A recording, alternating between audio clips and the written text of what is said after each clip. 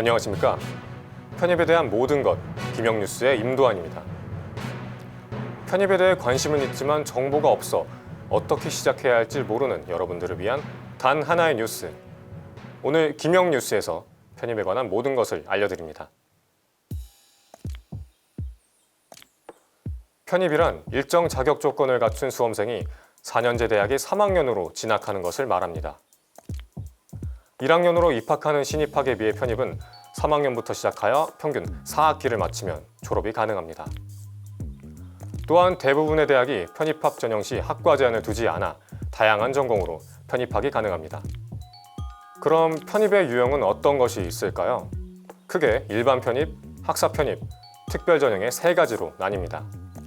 일반 편입의 지원 자격으로는 전문대 졸업 혹은 예정자 또는 4년제 대학 2학년 수료 혹은 예정자이며 대학별 지원 자격 요소를 충족해야 합니다.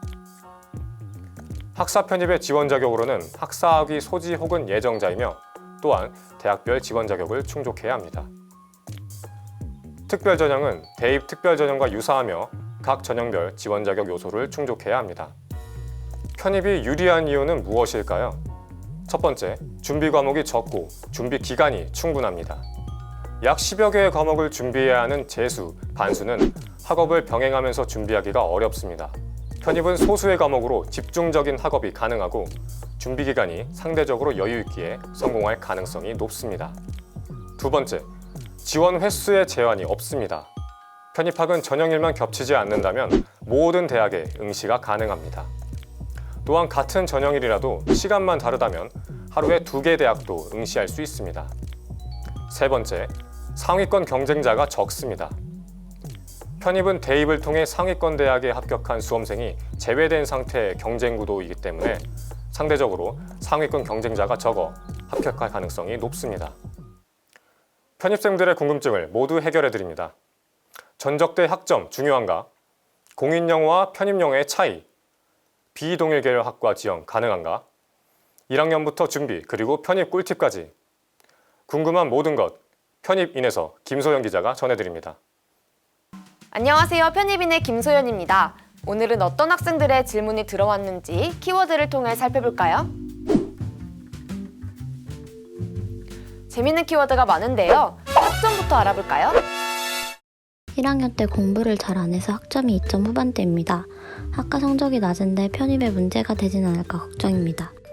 대부분 수도권 대학이 필답고사 전형을 실시하고 있어 시험 성적이 합격의 당락을 좌우한다고 할 수 있습니다.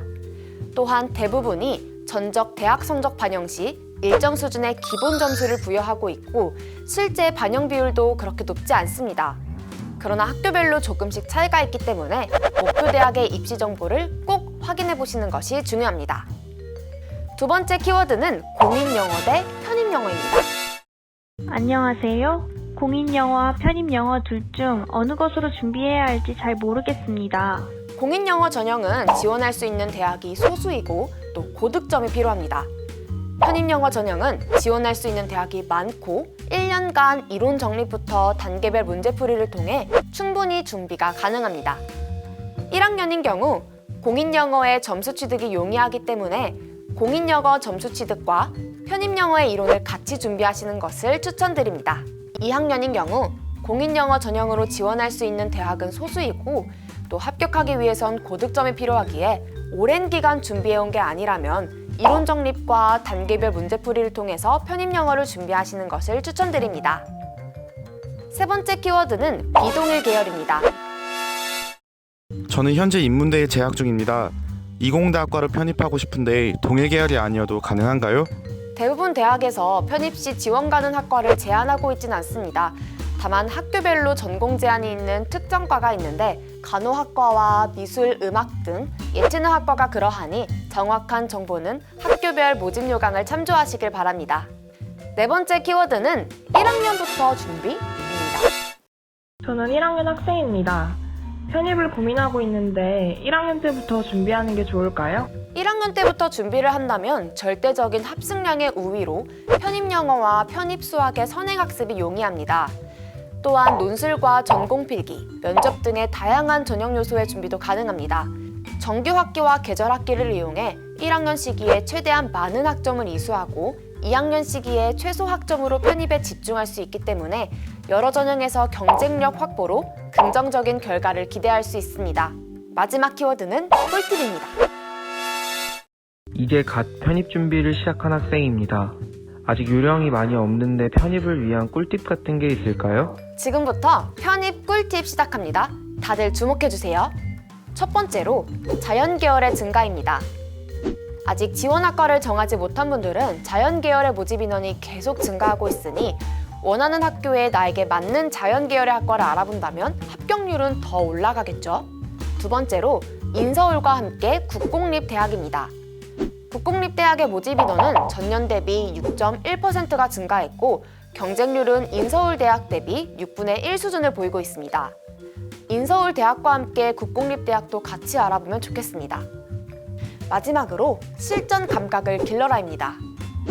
한 번의 모의고사 성적에 연연하는 것이 아닌 기명 편입에서 실시하는 일간, 주간, 월간, 미니 테스트, 모의고사 등 최대한 많은 시험에 응시해 실전 감각을 익히는 것이 중요합니다. 지금까지 편입인이었습니다. 편입의 전반적인 내용을 확인했다면 목표하는 대학이 얼마나 선발하는지 궁금하실 텐데요.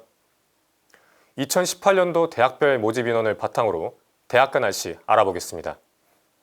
최근 3개년을 살펴본 결과 3년 연속 편입학 모집 인원은 증가하며 이와 같은 흐름은 2019 학년에도 이어질 것으로 보입니다. 주요 대학들의 2018년도 편입학 모집 인원 증감률을 날씨로 알아보겠습니다. 먼저 경희대학교입니다. 인문계열은 전년 대비 12.1% 증가했고 자연계열은 38.6% 증가해 매우 화창한 날씨를 보였습니다. 고려대학교 안암 캠퍼스의 인문계열은 4.7% 감소했고 자연계열은 13.5% 감소해 흐린 날씨가 이어졌습니다. 하지만 모집 인원의 수는 인문계열이 41명, 자연계열이 96명으로 높은 편에 속해 2019년에도 큰 어려움은 없을 것으로 예상됩니다. 성균관대학교의 인문계열은 16.7% 감소했고 자연계열은 14.3% 감소해 수험생들의 마음에 비가 오고 세찬 바람이 불었습니다.